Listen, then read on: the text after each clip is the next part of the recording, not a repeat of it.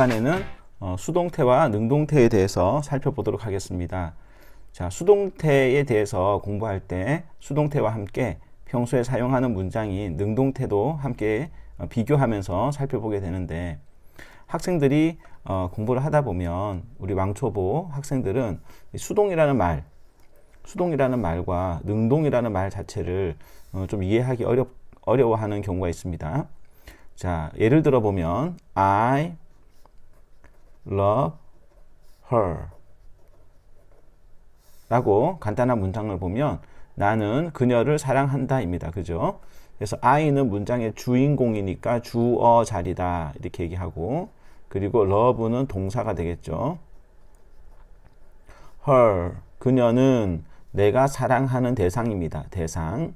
그래서 을 하는 거, 그녀를 하는 거는 목적어 자리라고 그랬죠, 선생님이. 목적어.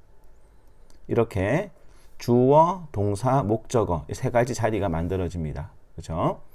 자, 그런데 어떤 사랑한다라고 하는 이런 동사에 대한 역할이 있을 겁니다. 역할.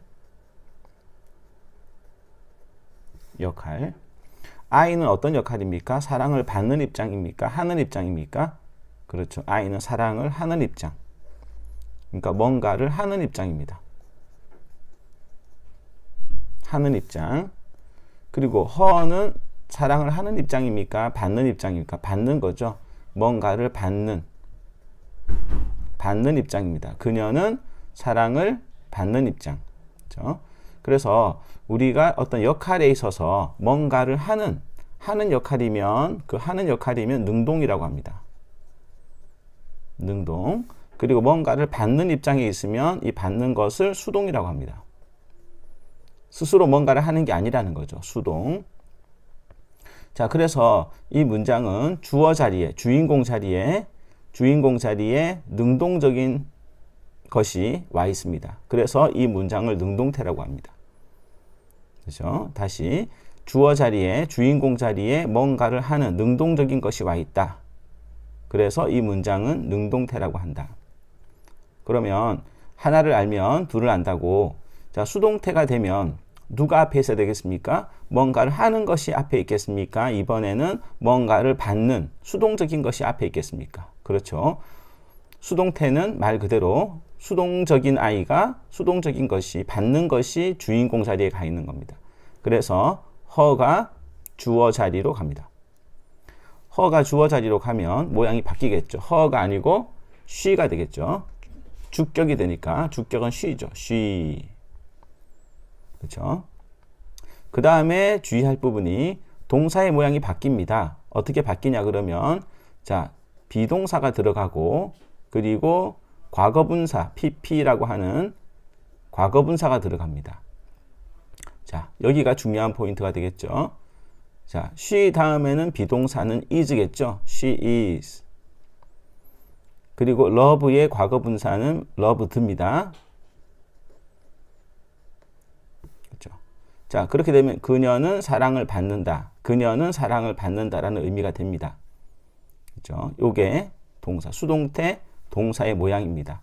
비동사 pp. 자, 그녀는 사랑을 받는다. 누구에 의해서? 나에 의해서. 그죠? 나에 의해서.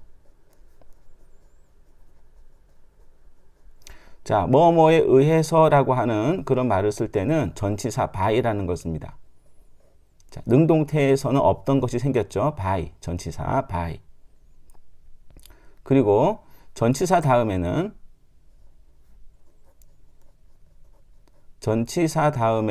목적어 자리.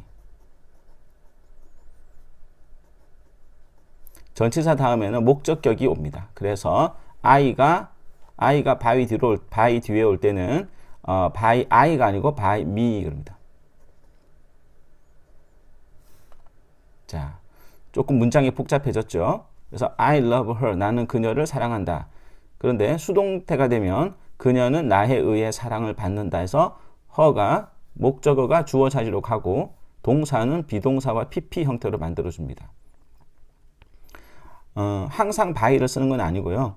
뭐뭐에 의해서 어떤 동작을 하는 사랑을 하는 주체, 뭔가를 동작을 하는 주체가 뒤에 있을 때는 by를 써서 표현을 해줍니다. by me 이런 식으로.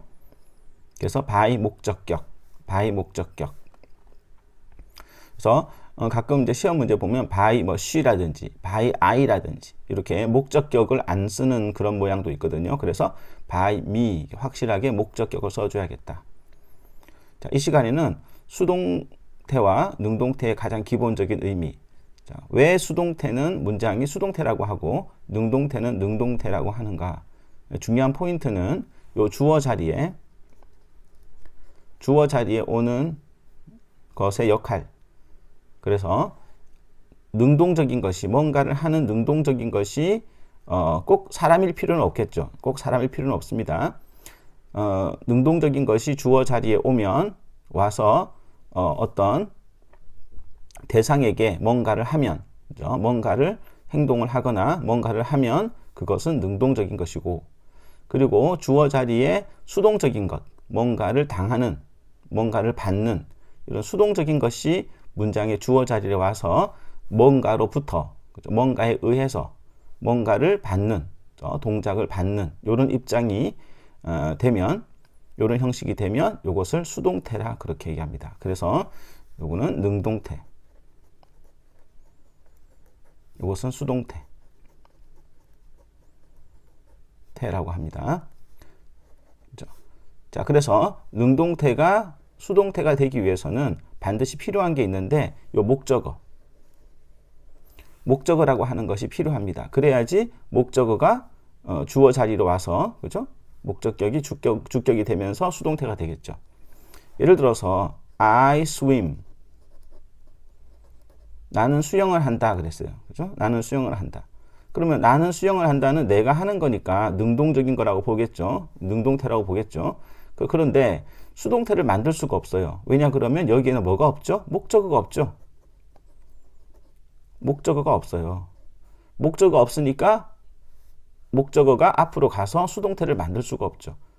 그래서 이런 문장, 목적어가 없는 문장은 수동태가 될 수 없습니다. 이런 문장은 수동태가 될 수 없다. 그래서 수동태가 되기 위해서는 반드시 목적어를 가지는 문장이어야 한다라고 하는 것입니다. 자, 다음 시간에 계속해서 능동태와 수동태에 대한 이야기들을 이어가도록 하겠습니다. 감사합니다.